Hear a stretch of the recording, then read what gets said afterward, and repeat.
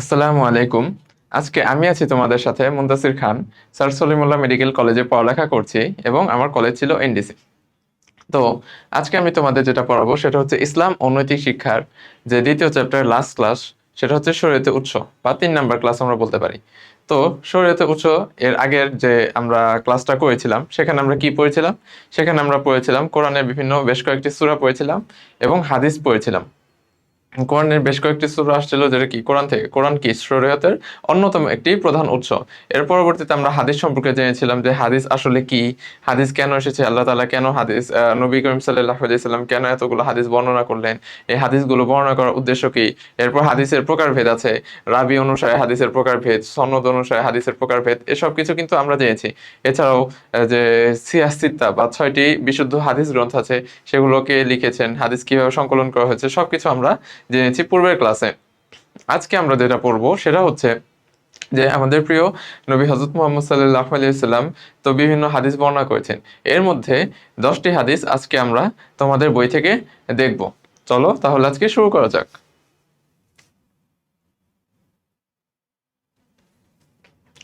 আজকের প্রথম হাদিস যেটা, সেটাতে আমরা আসি।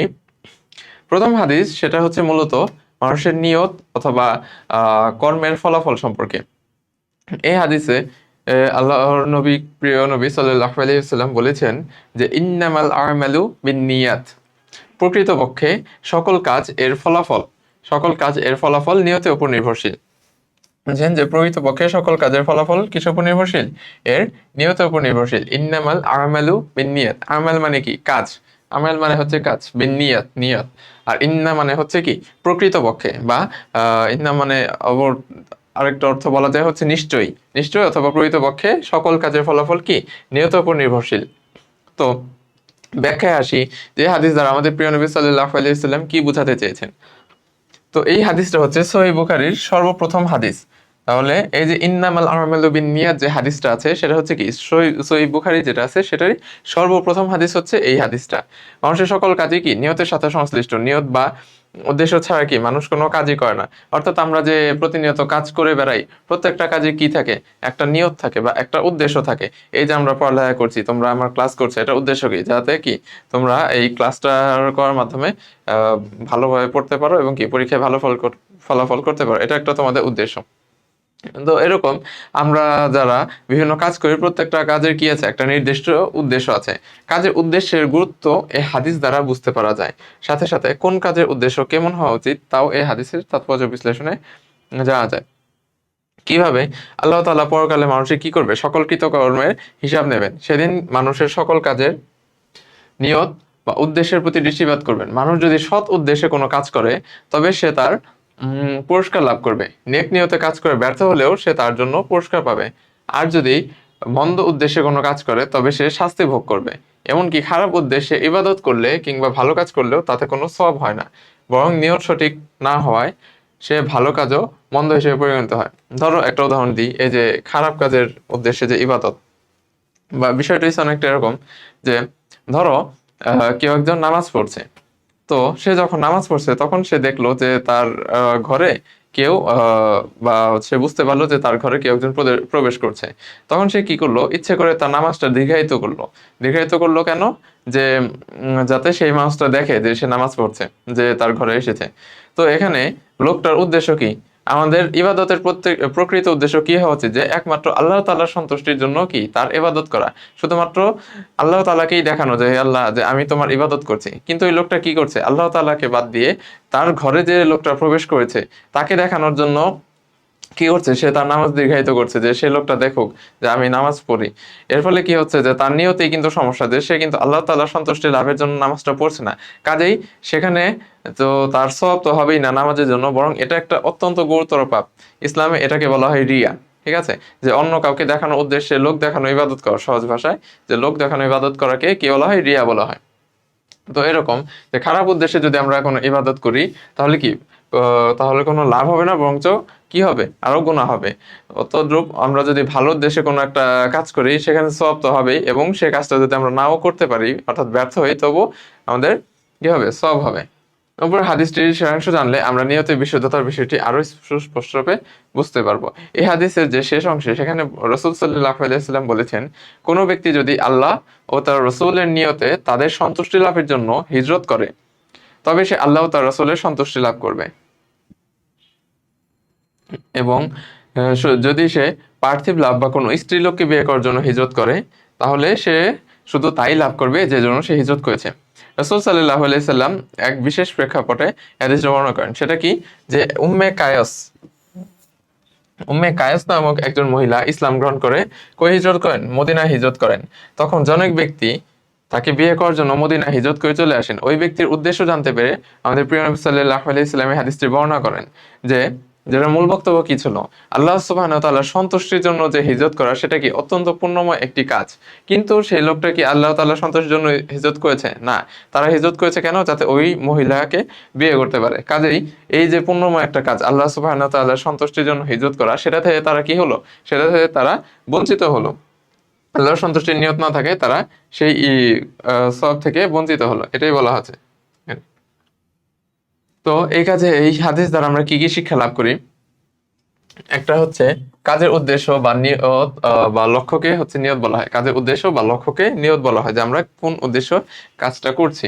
এরপর নিয়তের উপরেই হচ্ছে কাজের সফলতা নির্ভর করে। অর্থাৎ নিয়ত যদি ভালো হয় তবে ব্যক্তি উত্তম প্রতিদান লাভ করবে, আর নিয়ত যদি খারাপ হয় তবে ভালো কাজ করলেও ব্যক্তি কি কোনো সওয়াব লাভ করবে না। এরপর আল্লাহ তাআলা মানুষের বাহ্যিক আমলের সাথে কি তার অন্তরের অবস্থাও লক্ষ্য করেন। এজন্য আল্লাহ তাআলাকে বলা হয় ইন্নাহু আলিমুম বিযাতিস সুদূর। আল্লাহ সুবহানাহু ওয়া তাআলাকে বলা হয় আলিমুম বিযাতিস সুদূর। সকল কাজের অর্থাৎ কি, আল্লাহ তাআলা যে মানুষের অন্তরের সকল বিষয় সম্পর্কে জানেন, অবগত আছে। সকল কাজের আমরা নিয়তকে কি করব? বিশুদ্ধ রাখবো। লোক দেখানোর জন্য কোনো কাজ করা যাবে না। আমাদের প্রত্যেকটা কাজ কি হতে হবে? শুধুমাত্র আল্লাহ এবং রাসূল সাল্লাল্লাহু আলাইহি সাল্লামের সন্তুষ্টি লাভের জন্য হতে হবে। এর পরবর্তী যে হাদিস সেটা হচ্ছে ইসলামের ভিত্তি। ইসলামের ভিত্তি কি কি? ঈমান, সালাত, যাকাত, সাওম, যাকাত এবং হজ, এই সম্পর্কিত হাদিস। তো দেখি কি আছে। হাদিসে বলা আছে, ইসলাম 5টি ভিত্তির উপর প্রতিষ্ঠিত। ইসলাম কয়টি ভিত্তির উপর প্রতিষ্ঠিত? ইসলাম হচ্ছে 5টি ভিত্তির উপর প্রতিষ্ঠিত। সেটা কি? 1 নাম্বার, এই সাক্ষ্য দেয়া যে আল্লাহ ব্যতীত কি আর কোনো মাবুদ নেই। আল্লাহর ব্যতীত আর কোনো মাবুদ নেই। মুহাম্মদ সাল্লাল্লাহু আলাইহি ওয়াসাল্লাম তার বান্দা এবং রাসূল। এরপরে কি আছে? সালাত কায়েম করা, যাকাত প্রদান করা, হজ করা এবং রমজানের রোজা রাখা। এটা হচ্ছে বুখারী এবং মুসলিমের হাদিস। মানে কি বলা আছে, যে ইসলাম এর 5টি ভিত্তি, সেটা সর্বপ্রথম এবং মেইন হচ্ছে যে আমাকে এই কথা সাক্ষ্য দিতে হবে যে আল্লাহ ছাড়া আর কোনো ইলাহ নেই এবং হযরত মুহাম্মদ সাল্লাল্লাহু আলাইহি সাল্লাম আল্লাহর রাসূল। এরপরে সালাত কায়েম করা, যাকাত প্রদান করা, হজ করা এবং রমজানের রোজা রাখা। এই হাদিসে মহানবী সাল্লাল্লাহু আলাইহি সাল্লাম ইসলামের 5টি মূল ভিত্তি একসাথে বর্ণনা করেছেন। সেগুলো কি? এই যে আল্লাহ তাআলা ছাড়া কোনো ইলাহ নেই এবং হযরত মুহাম্মদ সাল্লাল্লাহু আলাইহি সাল্লাম আল্লাহর রাসূল, এই যে সাক্ষ্যটা দেওয়া, সেটাকে কি বলা হয়? সেটাই হচ্ছে কি? সেটা হচ্ছে ঈমান। এরপরে কি আছে? সালাত, যাকাত, হজ এবং সাওম। এই 5টি বিষয়ের উপর ইসলামের ভিত্তি স্থাপিত। এই হাদিসে মহানবী সাল্লাল্লাহু আলাইহি সাল্লাম উপমার মাধ্যমে বিষয়টি সুন্দরভাবে বর্ণনা করেছেন। সেটা কি? সেটা হচ্ছে বলা হয়েছে যে ইসলাম হলো একটা তাঁবু সদৃশ ঘর। সেখানে ঈমান হচ্ছে তাঁবুটার মূল খুঁটি, যেটা অত্যন্ত গুরুত্বপূর্ণ। এর মধ্যস্থিত খুঁটি ছাড়া তাঁবু দাঁড় করানো অসম্ভব। তাঁবুর বাকি 4টি খুঁটিও গুরুত্বপূর্ণ। সেগুলো কি? সেগুলো হচ্ছে সালাত, যাকাত, হজ এবং সাওম। সবগুলো খুঁটি ঠিক থাকলে তাঁবু কি হয়? ঠিকভাবে দণ্ডায়মান থাকে। এর কোন একটি খুঁটি না থাকলে তাঁবু ভুল লুণ্ঠিত হয়। সুতরাং ইসলামের যে পূর্ণতার জন্য এই 5টি ভিত্তির সবকটি কি গুরুত্বপূর্ণ। একজন পূর্ণাঙ্গ মুসলিম ব্যক্তি এই 5টি বিষয় প্রতি যথাযথ গুরুত্ব আরোপ করে থাকেন। দেখো এখানে তাঁবুর মূল খুঁটি কোনটা? তাঁবুর মূল খুঁটি কিন্তু ঈমান। অর্থাৎ তোমার ঈমান হচ্ছে সবার আগে। আগে ঈমান, এর পরবর্তীতে তুমি সালাত, যাকাত, সাওম, হজ কিছু। ঈমানটাই হচ্ছে মেন। যে ব্যক্তি ঈমান আনবে না, কিন্তু সে ধরো নামাজ আদায় করছে, যাকাত দিচ্ছে, হজ করছে, সবই করতেছে, বাট তার ঈমান আনে বা কোনো কারণে তার সে ইচ্ছা করে তার ঈমান ভঙ্গ করেছে ইচ্ছাকৃতভাবে, তখন কিন্তু তার এগুলো কোনো কাজে আসবে না। কাজেই মেইন হচ্ছে ঈমান, অর্থাৎ সাক্ষ্য দেওয়া যে আল্লাহ ছাড়া আর কোনো ইলাহ নেই। তাহলে এখান থেকে আমরা কি শিক্ষা পেলাম? শিক্ষা হলো যে ইসলামের মূল ভিত্তি হচ্ছে 5টি: ঈমান, সালাত, যাকাত, সাওম, হজ। এরপর এই যে ঈমান হচ্ছে সর্বপ্রথম ও সর্বাধিক গুরুত্বপূর্ণ ভিত্তি। তাহলে সর্বপ্রথম এবং সর্বাধিক গুরুত্বপূর্ণ ভিত্তি কোনটা? সর্বপ্রথম এবং সর্বাধিক গুরুত্বপূর্ণ ভিত্তি হচ্ছে ঈমান। এর পরবর্তীতে ব্যক্তিগতভাবে সাক্ষ্য দেওয়ার মাধ্যমে ঈমানের প্রকাশ ঘটাতে হবে। অর্থাৎ আমি ব্যক্তিগতভাবে সাক্ষ্য দিব যে কি আল্লাহ ছাড়া কোনো ইলাহ নেই এবং হযরত মুহাম্মদ সাল্লাল্লাহু আলাইহি সাল্লাম আল্লাহর রাসূল। অতঃপর অন্যান্য ভিত্তি যেটা কি সালাত, যাকাত, সাওম, হজ, এগুলোর মাধ্যমে কি করতে হবে? আল্লাহ তাআলার পূর্ণ আনুগত্য করতে হবে। এই পাঁচটি ভিত্তির একটি ছাড়াও কি ইসলাম পরিপূর্ণতা লাভ করতে পারে না। এর পরবর্তীতে আমরা 3 নম্বর হাদিসে আসি। সেটা হচ্ছে কি দানশীলতা সম্পর্কিত হাদিস। তো দেখি এই হাদিসে কি বলা হয়েছে। এই হাদিসে বলা হয়েছে যে বান্দাগণ প্রতিদিন সকালে উপনীত হলেই দুজন ফেরেশতা অবতরণ করেন। কজন ফেরেশতা অবতরণ করেন? দুজন ফেরেশতা অবতরণ করেন। এদের একজন বলেন, হে আল্লাহ, দানকারীকে তুমি তার প্রতিদান দাও। আর অপরজন বলেন, হে আল্লাহ, সম্পদ আটককারীকে অর্থাৎ কৃপণকে ক্ষতিগ্রস্ত করো। তাহলে এখানে কি আমরা যে যে দানশীল বা যে দান করে এবং যে কৃপণ, এদের কি দেখলাম? এদের হচ্ছে তাদের যে কাজকর্মের ফলাফলটা দেখলাম। অর্থাৎ দানশীল ব্যক্তির জন্য ফেরেশতা দোয়া করে বলছেন যে হে আল্লাহ, যে দানশীল তাকে তুমি তার প্রতিদান দাও, অর্থাৎ তাকে উপহার দাও। আর যে কি করে, যে হচ্ছে কৃপণ, যে দান করে না, টাকা পয়সা আটকে রাখে, তাকে কি ক্ষতিগ্রস্ত করার জন্য ফেরেশতাগণ আল্লাহ সুবহানাহু ওয়া তাআলার কাছে দোয়া করছে। এটা কিসের হাদিস? বুখারী এবং মুসলিমের হাদিস। এখানে মানব জীবন অর্থের ব্যবহার সংক্রান্ত বিষয় এই হাদিসটি অত্যন্ত গুরুত্বপূর্ণ।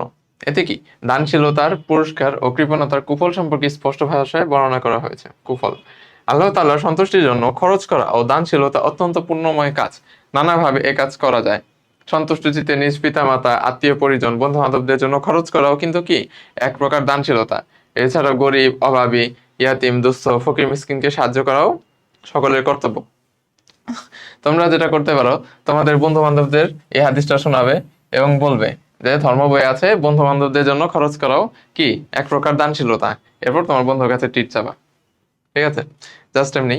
তো এরপরে কি আছে যে তাছাড়া গরিব, অভাবী, ইয়াতিম, দুস্থ, ফকির, মিসকিনকে সাহায্য করাও কি সকলের কর্তব্য। দান করার মাধ্যমে কি হয়? মানুষের ইমানের বহিঃপ্রকাশ ঘটে। বাহ্যিকভাবে এতে দেখা যাচ্ছে যে যখন তুমি দান করছো তখন কি হচ্ছে? যখন তুমি দান করছো তখন হচ্ছে তোমার সম্পদ কমে যায়, কিন্তু প্রকৃতপক্ষে এতে আসলে সম্পদ কমে না, বরং কি হয়? আল্লাহ সুবহানাহু ওয়া তাআলা খুশি হয়ে দানশীলকে আরো প্রভূত পরিমাণে প্রতিদান দিয়ে থাকেন। তার অবশিষ্ট সম্পদে বরকত হয়। আসমানের ফেরেশতা প্রতিদিন সকালে তার পক্ষে আল্লাহ তাআলার নিকট দোয়া করেন। পক্ষান্তরে যে ব্যক্তি সম্পদ খরচ না করে জমা করে রাখে, সে কি কৃপণ, তার সম্পদ কোনো কাজে আসে না, এতে কোনো রূপ কল্যাণ ও বরকত নেই। আসমানের ফেরেশতাগণও তার প্রতি বদদোয়া করেন। এভাবে দুনিয়া ও আখিরাতে কৃপণ ব্যক্তি ক্ষতিগ্রস্ত হয়। কিন্তু এখানেও কথা আছে। ওই যে আমরা প্রথম একটা হাদিস পড়েছিলাম কি, ইন্নামাল আমালু বিন্নিয়াত, অর্থাৎ কি প্রত্যেকটা কাজের ফলাফল তার নিয়তের সাথে সম্পর্কিত। এখন ধরো তুমি দান করছো, কিন্তু তুমি তোমার দান করার উদ্দেশ্য হচ্ছে লোক দেখানো, যে লোকেরা তোমাকে দানশীল বলুক যে অমুক লোকটি অনেক দান করে, সে অনেক মহান। এই উদ্দেশ্য যদি তুমি দান করে থাকো, তাহলে কিন্তু তোমার দানে কোনো ফায়দা নেই। বরঞ্চ কি করবে? আল্লাহ সুবহানাহু ওয়া তাআলা কিন্তু এতে রুষ্ট হবেন। তোমার এই দানে কোনো লাভ হবে না। এই যে একটা হাদিস আছে, খুবই ভয়ঙ্কর একটি হাদিস, সেটা হচ্ছে কিয়ামতের দিন যে জাহান্নামে যাদেরকে সর্বপ্রথম নিক্ষেপ করা হবে, তাদের মধ্যে 3 শ্রেণীর মানুষ আছে। 3 শ্রেণীর মানুষ কারা? এক শ্রেণী হচ্ছে শহীদ। তাদেরকে যখন জাহান্নামে নিক্ষেপ করতে নেওয়া হবে, তখন তারা বলবে, হে আল্লাহ সুবহানাহু ওয়া তাআলা তাদেরকে জিজ্ঞাসা করবেন, তুমি কি করেছো? তখন সে বলবে যে হে আল্লাহ, আমি তোমার রাস্তায় যুদ্ধ করেছি, অতঃপর শহীদ হয়েছি। তখন আল্লাহ তাআলা বলবেন, তুমি মিথ্যা বলছো, তুমি আমার জন্য যুদ্ধ করনি। তুমি যুদ্ধ করেছো কেন? যাতে লোকেরা তোমাকে বীর বলে, লোকেরা তোমাকে সাহসী বলে, এজন্য তুমি যুদ্ধ করেছো। পরবর্তীতে এরপরে যে কে নিয়ে আসবে, সে হচ্ছে আলেম। সে আলেমকে আল্লাহ সুবহানাহু ওয়া তাআলা জিজ্ঞাসা করবে যে তোমার আমল কি? তখন সে বলবে, হে আল্লাহ, আমি আপনার সন্তুষ্টির জন্য জ্ঞান অর্জন করেছি এবং লোকেদের মাঝে তা বিতরণ করেছি। আল্লাহ তাআলা বলবেন, তুমি মিথ্যা বলছো, তুমি আমার সন্তুষ্টির জন্য জ্ঞান অর্জন করনি, বরঞ্চ তুমি জ্ঞান অর্জন করেছো যাতে লোকেরা তোমাকে জ্ঞানী বলে, লোকেরা তোমাকে আলিম বলে, লোকের তোমাকে সম্মান দেয়, এই জন্য তুমি কি জ্ঞান অর্জন করেছো। এবং তৃতীয়ত যে ব্যক্তির কথা আসে, সেটা হচ্ছে দানশীল ব্যক্তি। যে ব্যক্তি কি করে? অনেক দান করতো। তো আল্লাহ তাআলা বলবেন যে তুমি কি আমল করেছো? তখন সে বলবে, হে আল্লাহ, আমি তোমার সন্তুষ্টি লাভের উদ্দেশ্যে লোকজনকে দান করেছি। তখন আল্লাহ সুবহানাহু ওয়া তাআলা বলবেন যে তুমি মিথ্যা বলছো, তুমি আমার সন্তুষ্টির জন্য দান করনি, তুমি দান করেছো যাতে লোকেরা তোমাকে দানশীল বলে, লোকেরা তোমাকে বাহবা দেয়। এই যে দেখো, এই তিনজন লোকের ক্ষেত্রে প্রত্যেক ক্ষেত্রে কি হয়েছে, তাদের নিয়ত কিন্তু ঠিক ছিল না। তাদের নিয়ত যদি হতো যে আল্লাহ সুবহানাহু ওয়া তাআলার সন্তুষ্টির জন্য আমল করা, তাহলে কি হতো, তাহলে কিন্তু তাদের জাহান্নামে যেতে হতো না। কিন্তু তারা সকলেই কি করেছে, লোক দেখানোর উদ্দেশ্যে এই ইবাদতটা করেছে, তাদের নিয়তেই ঝামেলা ছিল, যার কারণে কি তাদের জাহান্নামে যেতে হয়েছে। কাজেই আমরা যখন দান করব, তখন আমাদের নিয়ত থাকতে হবে যে আমরা শুধুমাত্র এক আল্লাহ সুবহানাহু ওয়া তাআলার সন্তুষ্টি লাভের জন্যই দান করছি, অন্য কোনো কারণে নয়। তাহলে এখান থেকে আমরা কি শিক্ষা পেলাম, যে দানশীলতা একটি মহৎ গুণ। দানশীল ব্যক্তির জন্য ফেরেশতাগণ দোয়া করে থাকেন, আল্লাহ তাআলা দানশীলকে উত্তম প্রতিদান দিয়ে থাকেন। এবং কৃপণতা হচ্ছে কি একটি নিন্দনীয় কাজ। কৃপণ ব্যক্তি সর্বাবস্থায় ক্ষতিগ্রস্ত হয়। অতএব কি আমরা দানশীল হব, গরিব দুঃখী অভাবীদের সাহায্য করব, নিজ পিতা মাতা ভাই বোনদের জন্য খরচ করব, এতে আল্লাহ তাআলা খুশি হবেন এবং আমাদের উত্তম প্রতিদান দেবেন। 4 নম্বর যেটা, সেটা হচ্ছে বৃক্ষরোপণ সম্পর্কিত হাদিস।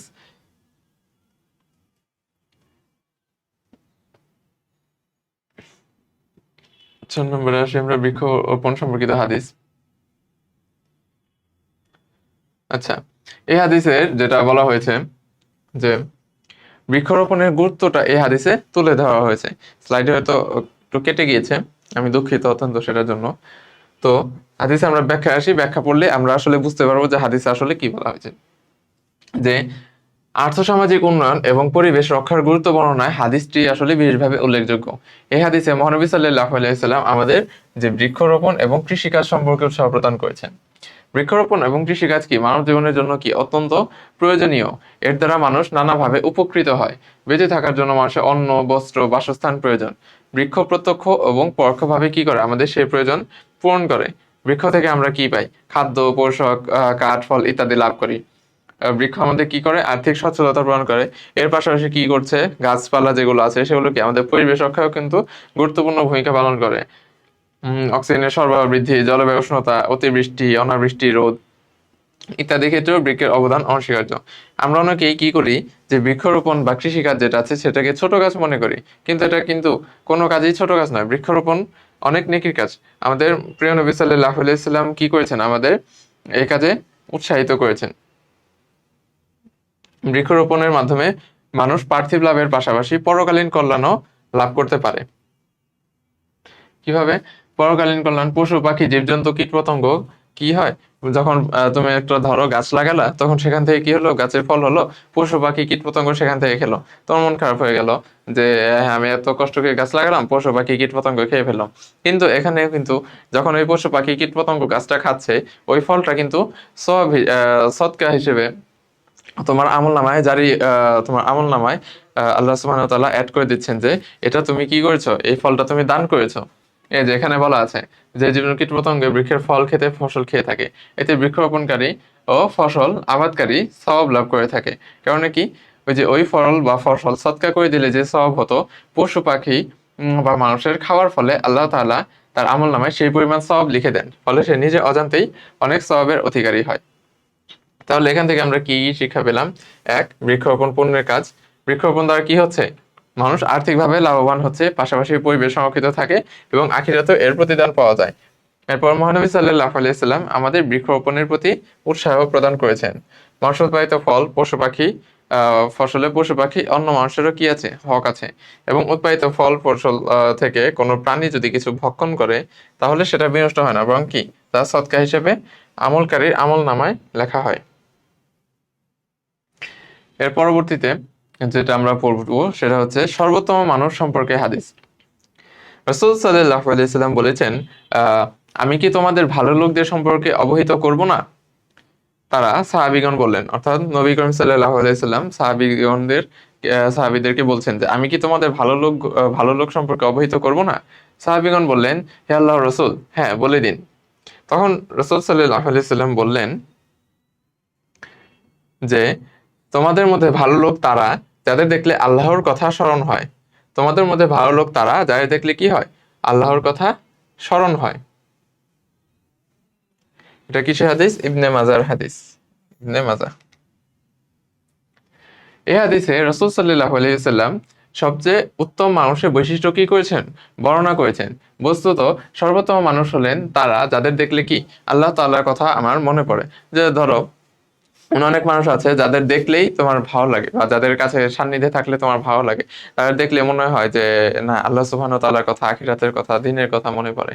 নবী করিম সাল্লাল্লাহু আলাইহি সাল্লাম সেসব মানুষের কথাই বলেছেন। ওইসব ব্যক্তি চাল চলন, আচার ব্যবহার, পোশাক পরিচ্ছদে ইসলামের একান্ত অনুসারী। তারা সদা সর্বদা কি হয়, আল্লাহ তাআলার জিকির ও প্রশংসায় লিপ্ত থাকেন। এরূপ লোকদের দেখলেই আল্লাহর স্মরণ এসে যায়। মানুষের মধ্যে এসব লোকই কি সর্বোত্তম।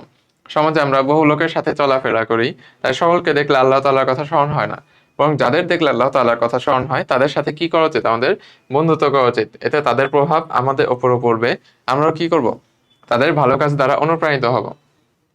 তো এটার শিক্ষা কি?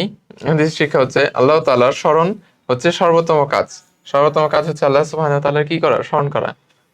মানুষের মর্যাদা ধন দৌলত শিক্ষা বা ক্ষমতার উপর নির্ভরশীল নয়, বরং দিন পালনের মাধ্যমেই কি মানুষের মর্যাদা নিরূপিত হয়। আর যাদের দেখলে আল্লাহ তাআলার স্মরণ হয় তারাই কি সর্বোত্তম ব্যক্তি। এর পরবর্তী হাদিসটা হচ্ছে মানব প্রেম ও সৃষ্টির সেবা সম্পর্কিত হাদিস। প্রিয় নবী সাল্লাল্লাহু আলাইহি সাল্লাম বলেছেন, সমগ্র সৃষ্টি আল্লাহর পরিজন। সুতরাং আল্লাহর নিকট সর্বাধিক প্রিয় ওই ব্যক্তি যে তার পরিজনের প্রতি কি করে, অনুগ্রহ করে। আল্লাহর নিকট সর্বাধিক প্রিয় কোন ব্যক্তি? ওই ব্যক্তি যে তার পরিজনের প্রতি কি করে, যে তার পরিজনের প্রতি অনুগ্রহ করে। বাইহাকি। আল্লাহ তাআলা সকল কিছুর স্রষ্টা। তিনি হচ্ছেন কি খালিক। খালিক মানে কি? খালিক মানে হচ্ছে সৃষ্টিকর্তা। খালিক মানে কি? সৃষ্টিকর্তা।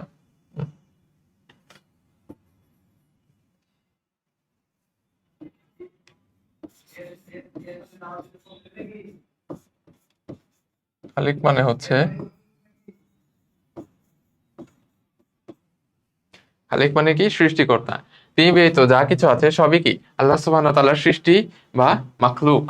মানুষ যেমন তার সৃষ্টি, তেমন কি কীটপতঙ্গ কিন্তু আল্লাহ সুবহানাহু ওয়া তাআলার মাখলুক বা সৃষ্টি।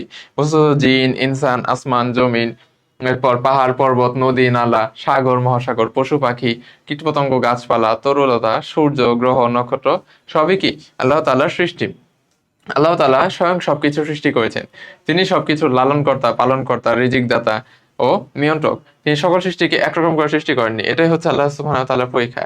সৃষ্টিকুলকে নানাভাবে সৃষ্টি করেছেন এবং সকল কিছুকে কি মানুষের কল্যাণে নিয়োজিত রেখেছেন। কেননা মানুষ হচ্ছে আশরাফুল মাখলুকাত। মানুষ কি? মানুষ হচ্ছে আশরাফুল মাখলুকাত বা সৃষ্টির সেরা জীব। সুতরাং মানুষের কি করা উচিত, যে আল্লাহ সুবহানাহু ওয়া তাআলা যে সৃষ্টি করেছে, সৃষ্টিগুলো আছে সেগুলোর প্রতি মানুষের সদাচরণ করা, তাদের সাথে ভালো ব্যবহার করা, পশু পাখি জীবজন্তুর প্রতি অনুগ্রহ করা। এদের প্রতি অনুগ্রহ করলে আল্লাহ তাআলা খুশি হন। যারা আল্লাহ তাআলার এসব সৃষ্টির প্রতি সদয় আচরণ করেন তারা কি মহান আল্লাহর প্রিয় বান্দা। আল্লাহ তাআলা ভালোবাসেন, তাদেরকে ভালোবাসেন। তাহলে এখান থেকে আমরা কি শিক্ষা পেলাম? যে সকল সৃষ্টি আল্লাহ তাআলার প্রয়োজন স্বরূপ, এদের প্রতি ভালোবাসা প্রদর্শন ও সদাচরণ করা কি ইসলামের আদর্শ।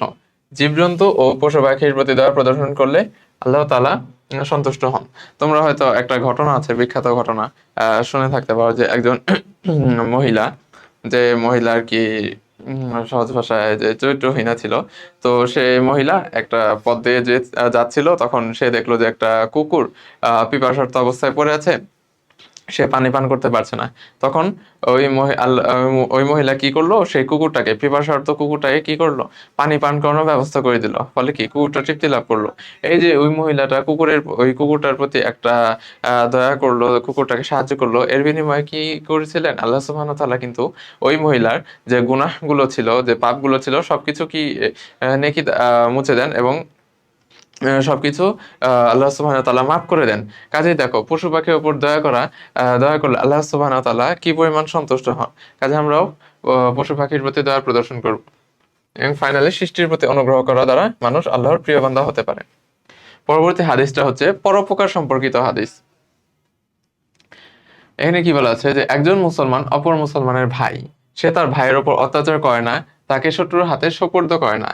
যে ব্যক্তি তার মুসলিম ভাইয়ের প্রয়োজন পূরণে সচেষ্ট হয়, আল্লাহ তার প্রয়োজন পূরণ করে দেন।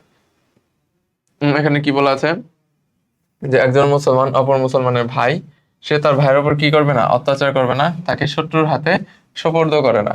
যে ব্যক্তি তার মুসলিম ভাইয়ের প্রয়োজন পূরণে সচেষ্ট হয়, আল্লাহ তাআলা তার প্রয়োজন পূরণ করে দেন। এটা হচ্ছে বুখারী ও মুসলিম। মুসলমানগণ কি পরস্পর ভাই ভাই, তারা একই আদর্শে বিশ্বাসী, একই জীবন আদর্শের কি অনুসারী।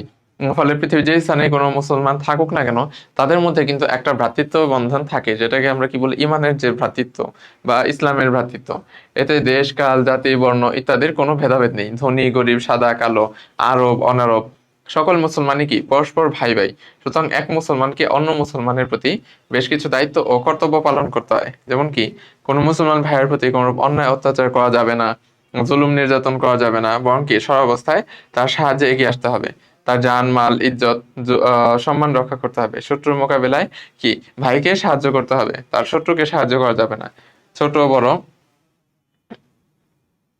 ছোট বড় যে কোনো প্রয়োজনে কি করতে হবে, অপর মুসলমান ভাইকে সাধ্যমতো সাহায্য করতে হবে। সামর্থ্য থাকলে নিজের ধন সম্পদ ব্যয় করে তার সাহায্যে এগিয়ে আসতে হবে। অন্যথায় বুদ্ধি, পরামর্শ ও সৎ উপদেশের মাধ্যমে তাকে সাহায্য করতে হবে। এমনকি প্রয়োজনে দৈহিক পরিশ্রমের মাধ্যমে কি ভাইকে সাহায্য করতে হবে। বস্তুত নিজের সামর্থ্য অনুযায়ী আন্তরিকভাবে অপর মুসলমান ভাইয়ের বিপদে এগিয়ে আসতে হবে। এতে কি হবে, আল্লাহ তাআলা সন্তুষ্ট হন, সাহায্যকারীকে সাহায্য করেন, সকল প্রয়োজন পূরণ করে দেন। তাহলে এখান থেকে আমরা কি শিক্ষা পেলাম? এখান থেকে আমরা যে শিক্ষা পেলাম সেটা হচ্ছে, মুসলমানগণ কি পরস্পর ভাই ভাই। তা পরস্পর অন্যায় অত্যাচার করবে না, শত্রুর মোকাবেলায় একত্রে এগিয়ে আসবে, বিপদে আপদে পরস্পরকে সাহায্য সহযোগিতা করবে। এবং ফাইনাল যেটা আছে, যে সাহায্যকারী মুসলিম আল্লাহ তাআলার নিকট প্রিয়। আল্লাহ তাআলা কি করেন, তার প্রয়োজন পূরণ করে দেন। এরপর ব্যবসায়ের সততা সম্পর্কিত হাদিস। এখানে প্রিয় নবী সাল্লাল্লাহু আলাইহি ওয়াসাল্লাম বলেছেন, বিশ্বস্ত সত্যবাদী মুসলিম ব্যবসায়ী কিয়ামতের দিন শহীদগণের সাথে থাকবে। ইবনু মাজাহ। বিশ্বস্ত সত্যবাদী মুসলিম ব্যবসায়ী কিয়ামতের দিন শহীদগণের সঙ্গে থাকবেন। দেখো, শহীদগণের মর্যাদা কিন্তু অনেক উঁচু লেভেলের। এখন সেই শহীদদের সাথে একজন বিশ্বস্ত সত্যবাদী মুসলিম ব্যবসায়ী, অর্থাৎ কেউ কোনো মুসলিম ব্যবসায়ী যদি বিশ্বস্ত হয়, সত্যবাদী হয়, তাকে নবী করিম সাল্লাল্লাহু আলাইহি সাল্লাম বলেছেন যে তারা শহীদগণের সাথে থাকবেন। তার মানে সেই বিশ্বস্ত এবং সত্যবাদী মুসলিম ব্যবসায়ীদের মর্যাদাও কি হবে, অনেক বেড়ে যাবে। ব্যবসা বাণিজ্য কি একটি পবিত্র পেশা? আমাদের প্রিয় নবী সাল্লাল্লাহু আলাইহি সাল্লামও ব্যবসা করেছেন। শত বিশ্বস্ত ব্যবসায়ী দুনিয়া ও আখিরাতে অত্যন্ত সম্মান ও মর্যাদা অধিকারী হবে। রাসূল সাল্লাল্লাহু আলাইহি সাল্লাম বলেছেন যে কিয়ামতের দিন বিশ্বস্ত এবং সত্যবাদী মুসলিম ব্যবসায়ী কি শহীদগণের সাথে থাকবেন। সেদিন তাদের কোনো ভয় চিন্তা থাকবে না, বরং কি তারা আল্লাহ তাআলার অনুগ্রহ লাভ করে ধন্য হবেন। দেখো, শহীদগণ হচ্ছেন ইসলামের জন্য কি জীবন উৎসর্গকারী ব্যক্তি। শহীদগণ হচ্ছে যারা ইসলামের জন্য নিজেদের জীবন পর্যন্ত দিয়ে দেয়। আল কোরআনে কি আল্লাহ তাআলা তাদের জন্য জান্নাতের ঘোষণা প্রদান করেছেন। সৎ ব্যবসায়ীগণও কি কিয়ামতের দিন শহীদগণের সঙ্গী হবেন। তাদের সাথে কি করবেন, শহীদগণের ন্যায় তারাও জান্নাতে প্রবেশ করবেন। তবে এখানে প্রিয় নবী সাল্লাল্লাহু আলাইহি সাল্লাম কিন্তু দুইটা শর্ত বলে দিয়েছেন। দুইটা শর্ত কি কি? প্রথমত যেটা, সেটা হচ্ছে কি সততা এবং সত্যবাদিতার সাথে ব্যবসা পরিচালনা করতে হবে। সততা এবং সত্যবাদিতার সাথে কি করতে হবে, ব্যবসা পরিচালনা করতে হবে। এবং দ্বিতীয়ত, তাকে বিশ্বস্ত এবং আমানতদার হতে হবে। অর্থাৎ সততা ও বিশ্বস্ততার সাথে কি যে ব্যবসা বাণিজ্য পরিচালনা করলে কিয়ামতের দিন মহাপুরস্কার লাভ করা যায়। দেখো, হাদিসে নবী করিম সাল্লাল্লাহু আলাইহি সাল্লাম দুইটা শর্ত দিয়ে দিয়েছেন। একটা হচ্ছে বিশ্বস্ত, অপরটা কি সত্যবাদী। এই দুইটা গুণ তার মধ্যে থাকতেই হবে, মাস্ট। তার সততা ও বিশ্বস্ততার সাথে ব্যবসা করলে কি হবে, সে ব্যক্তি কি কিয়ামতের দিন মহাপুরস্কার লাভ করবে। অন্যদিকে যদি ব্যবসায় প্রতারণা করা হয়, মিথ্যা বললে এ কল্যাণ লাভ করা যাবে না। এবং ব্যবসার ক্ষেত্রে কি করতে হবে, সকল প্রকার অন্যায় এবং খারাপ কাজ পরিত্যাগ করতে হবে। লোভ লালসা পরিত্যাগ করতে হবে। ওজনে কম দেওয়া, খারাপ দ্রব্য ভালো বলে বিক্রি করা, বিক্রি মেশানো, পণ্যের দোষত্রুটি গোপন করা ইত্যাদি, মজুদারি, কালোবাজারি ইত্যাদি দ্রব্য ভালো বলে বিক্রি করা, ভেজাল মেশানো, পণ্যের দোষত্রুটি গোপন করা, মজুদারি করা, এ ধরনের অনৈতিক কাজ করা যাবে না। সব অবস্থায় কি করতে হবে, সততা এবং বিশ্বস্ততার সাথে ব্যবসা পরিচালনা করতে হবে। তাহলে এখান থেকে আমরা কি শিক্ষা পেলাম? এখান থেকে আমরা যেটা শিক্ষা পেলাম, ব্যবসা বাণিজ্য হালাল পেশা, সেটা কি ইসলামী নীতি আদর্শে অনুসরণে করতে হবে। তৃতীয়ত হচ্ছে ব্যবসায় সততা এবং বিশ্বস্ততা মহৎ গুণ, সকলকেই কি এগুলো অনুশীলন করতে হবে। এবং তৃতীয়, বিশ্বস্ত এবং সৎ ব্যবসায়ী কিয়ামতের দিন কি হবেন, শহীদগণের সঙ্গী হবেন। এর পরবর্তীতে 9 নম্বর হাদিস যেটা আছে, সেটা হচ্ছে ধৈর্য ও সহিষ্ণুতা সম্পর্কিত হাদিস। হাদিসে কি বলা হয়েছে যে মুমিনের কাজ বিস্ময়কর, আর প্রতিটি কাজই তার জন্য কল্যাণ বয়ে আনে, আর এই কল্যাণ মুমিন ছাড়া আর কেউ লাভ করতে পারে না। যদি সে সুখ শান্তি লাভ করে তবে সে কৃতজ্ঞতা প্রকাশ করে, এটা তার জন্য কল্যাণকর। আর যদি সে দুঃখ কষ্টে নিপতিত হয় তবে সে ধৈর্য ধারণ করে, এটাও তার জন্য কল্যাণকর। মুসলিম শরীফের হাদিস। অর্থাৎ দেখো, এখানে একজন মুমিনের গুণাবলী তুলে ধরা হয়েছে হাদিসের মাধ্যমে। মূলত সেটা কি, একজন মুমিন যখন কোন একটা মুমিনের সাথে যখন কোন একটা ভালো কাজ হয় বা তার জন্য ভালো এমন কোনো কাজ হয়, সে তখন কি করে, আল্লাহ সুবহানাহু ওয়া তাআলার শুকরিয়া আদায় করে। কারণ কি, আল্লাহ সুবহানাহু ওয়া তাআলাই তার জন্য সেটা প্রেরণ করেছেন। আবার যখন তার ওপর কোনো বিপদ আপদ আসে, সেটাও কি, সেটাও কিন্তু আল্লাহ তাআলার পক্ষ থেকে নির্ধারিত। তখন সে কি করে, আল্লাহ ধৈর্য ধারণ করে, আল্লাহ তাআলার ওপর তাওয়াক্কুল করে বা আল্লাহ সুবহানাহু ওয়া তাআলার ওপর ভরসা রাখে। যার কারণে কি হয়, সে কখনো হতাশ হয়ে যায় না, এবং সেই বিপদটা যখন সে হতাশ হবে না, তখন সেই বিপদটা কি করতে পারে না, তাকে পরাজিত করতে পারবে না। এ হাদিসে মানব জীবনের নানা অবস্থায় কিরূপ আচরণ করতে হবে সে সম্পর্কে সুন্দর একটি দিক নির্দেশনা প্রদান করা হয়েছে। মানব জীবনে সুখ শান্তির পাশাপাশি দুঃখ কষ্ট বিদ্যমান। এগুলো কি আল্লাহ তাআলার পরীক্ষা স্বরূপ। আল্লাহ তাআলা সুখ ও দুঃখের মাধ্যমে মানুষের পরীক্ষা করে থাকেন। মানুষের উচিত সব অবস্থায় মহান আল্লাহর হুকুম পালন করা। প্রকৃত মুমিন ব্যক্তি এরূপ কাজ করে থাকেন। ফলে কি, সকল অবস্থায় তার জন্য কল্যাণকর। কেননা দুঃখ কষ্টে নিপতিত হলে মুমিন ব্যক্তি হতাশ হয়ে পড়েন না, এই অবস্থা থেকে মুক্তির জন্য কোনো অন্যায় কাজ করেন না, বরঞ্চ সে কি করেন, এই অবস্থাতে আল্লাহ তাআলা আদেশ পালন করেন, আল্লাহ তাআলার উপর তাওয়াক্কুল করেন, ধৈর্য ধরেন। এতে কি হয়, আল্লাহ তাআলা তার প্রতি সন্তুষ্ট হন, তাকে সওয়াব দান করেন, এবং কি, তার দুঃখ কষ্ট থেকে উদ্ধার করেন। ফলে কি হয়, এই যে তার দুঃখ কষ্ট অবস্থা, সেটাও কি হয়, তার জন্য কল্যাণকর হয়ে যায়। আবার সুখ শান্তির অবস্থাতেও মুমিন ব্যক্তি কি আল্লাহ তাআলাকে ভুলে যান না, বরং আল্লাহ সুবহানাহু ওয়া তাআলার শুকরিয়া বা কৃতজ্ঞতা আদায় করেন। ফলে আল্লাহ তাআলা তার তার উপর খুশি হন এবং তার নিয়ামতসমূহ আরো বাড়িয়ে দেন। তাহলে এই হাদিসের শিক্ষণীয় বিষয় কি? এক নাম্বার, সেটা হচ্ছে যে সুখ দুঃখ কি মানব জীবনের একটা স্বাভাবিক বিষয়। দ্বিতীয়ত, দুঃখ কষ্টের সময় হতাশ হওয়া চলবে না, বরঞ্চ কি ধৈর্য সহকারে আল্লাহ তাআলার আদেশ পালন করতে হবে। এবং তৃতীয়ত হচ্ছে, আনন্দের সময়ও আল্লাহ তাআলার আদেশ ভুলে গেলে চলবে না, বরঞ্চ কি করতে হবে, তার শুকরিয়া আদায় করতে হবে। 4, এভাবে সুখ দুঃখ সহ অবস্থায় কি শুকর এবং সবর। সবর মানে কি, সবর মানে কিন্তু ধৈর্য। সবর মানে কি, সবর মানে ধৈর্য। যে সবরের মাধ্যমে কি করতে হবে, কল্যাণ লাভ করা যায়। মুমিন ব্যক্তির সকল কাজই কল্যাণজনক, কেননা মুমিন ব্যক্তি সব অবস্থায় কি করেন, আল্লাহ তাআলার আদেশ পালন করেন, কোন অবস্থাতেই আল্লাহ বিমুখ হন না। ফলে সবর ও শুকরের মাধ্যমে তিনি সর্বোচ্চ কল্যাণ লাভ করেন। প্রকৃত মুমিন ব্যক্তি হলে আমাদেরকে সদা সর্বদা কি আল্লাহ তাআলা আদেশ পালনে সচেষ্ট হতে হবে। আজকের সর্বশেষ হাদিস, লাস্ট যে হাদিসটা, সেটা হচ্ছে জিকির সম্পর্কিত হাদিস। এই হাদিসে প্রিয় নবী সাল্লাল্লাহু আলাইহি সাল্লাম দুইটা জিকিরের কথা তুলে ধরেছেন, যেগুলো কি, যেগুলো হচ্ছে খুব ছোট ছোট জিকির, কিন্তু সেগুলো যদি তেলাওয়াত করা হয় তাহলে হচ্ছে অনেক বেশি সওয়াবের অধিকারী হওয়া যায়। কি বলা হয়েছে যে দুটি বাক্য এমন রয়েছে যা দয়াময় আল্লাহর নিকট খুবই প্রিয়, উচ্চারণ করতে কি সহজ এবং দাঁড়িপাল্লায় খুবই ভারী। বাক্য দুটি কি, একটি হচ্ছে সুবহানাল্লাহি ওয়া বিহামদিহি, আরেকটা হচ্ছে সুবহানাল্লাহিল আযীম। সুবহানাল্লাহি ওয়া বিহামদিহি মানে হচ্ছে আল্লাহ মহাপবিত্র, সকল প্রশংসা তার জন্যই। আর সুবহানাল্লাহিল আযীম অর্থ হচ্ছে মহাপবিত্র আল্লাহ, তিনি মহামহিম। কি, বুখারী শরীফের হাদিস। এই হাদিসে মহানবী সাল্লাল্লাহু আলাইহি সাল্লাম উম্মতকে দুটি কি করেছেন, দুটি অত্যন্ত ফজিলতপূর্ণ বাক্য শিক্ষা দিয়েছেন। একটা কি, একটা হচ্ছে সুবহানাল্লাহি ওয়া বিহামদিহি। প্রথম বাক্য হচ্ছে সুবহানাল্লাহি ওয়া বিহামদিহি, আর দ্বিতীয়টা হচ্ছে সুবহানাল্লাহিল আযীম। রাসূল সাল্লাল্লাহু আলাইহি সাল্লাম ছিলেন উম্মতের জন্য কি সর্বাধিক কল্যাণকামী, এজন্য তিনি আমাদের অতীব বরকতময় এই দুটি জিকির শিক্ষা দিয়েছেন, এর ফজিলত বর্ণনা করেছেন। প্রথমত, এই বাক্যদ্বয় আল্লাহ তাআলার নিকট অত্যন্ত প্রিয়, কেননা কি, এতে কি মহান আল্লাহ তাআলার পবিত্রতা, মহিমা কি তার প্রশংসা বর্ণনা করা হয়েছে। আর দ্বিতীয়ত হচ্ছে, আমরা কি বাংলা ভাষী, আরবি আমাদের মাতৃভাষা না, তথাপি এই বাক্যদ্বয় কি খুবই সুন্দর, সাবলীল এবং কি সহজ। আমাদের জন্য বিশেষ করে এই বাক্যদ্বয় দিয়ে কি জিকির করা সহজ না, যার কারণে আমরা সহজেই কি এগুলো উচ্চারণ করতে পারি, মুখস্থ করতে পারি। এগুলো উচ্চারণে কোনো রূপ যে বা আড়ষ্টতা সৃষ্টি হয় না, কষ্ট হয় না। ফলে এ দুটো কি সহজ সরল এবং সুন্দর বাক্য। এবং তৃতীয়ত যেটা সেটা হচ্ছে মিজানে বা দাঁড়িপাল্লায় কিয়ামতের দিন যখন হিসাব নিকাশ করা হবে, তখন এই বাক্যদ্বয় যারা জিকির করবে তাদের কি কিয়ামতের পাল্লা অনেক ভারী হবে। কিয়ামতের দিন মানুষের সকল কৃতকর্ম দাঁড়িপাল্লায় ওজন করা হবে। নেকির পাল্লা ভারী হলে মানুষ কি জান্নাতে প্রবেশ করবে এবং হালকা হলে তার স্থান হবে জাহান্নাম। তো এই বাক্যদ্বয় সওয়াব ওজনে খুবই ভারী, মিজানে এগুলো নেকির ওজনকে কি করে তুলবে, ভারী করে তুলবে।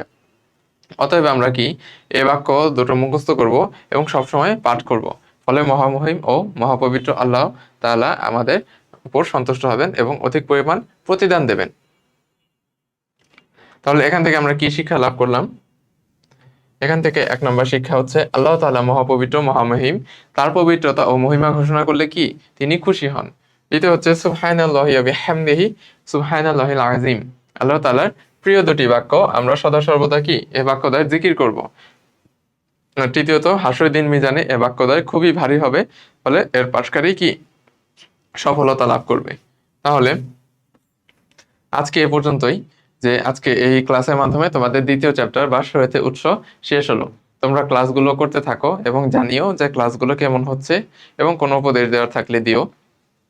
এর পরবর্তীতে আমরা তৃতীয় চ্যাপ্টার, চতুর্থ এবং পঞ্চম এই 3টা চ্যাপ্টার আমরা যখন শেষ করব, শেষ করে আমরা যে এমসিকিউ প্লাস অনুশীলনের সৃজনশীল প্লাস বোর্ডের এমসিকিউ সৃজনশীল এগুলো আমরা সলভ করব। কাজেই আজকে এ পর্যন্তই। আল্লাহ হাফেজ।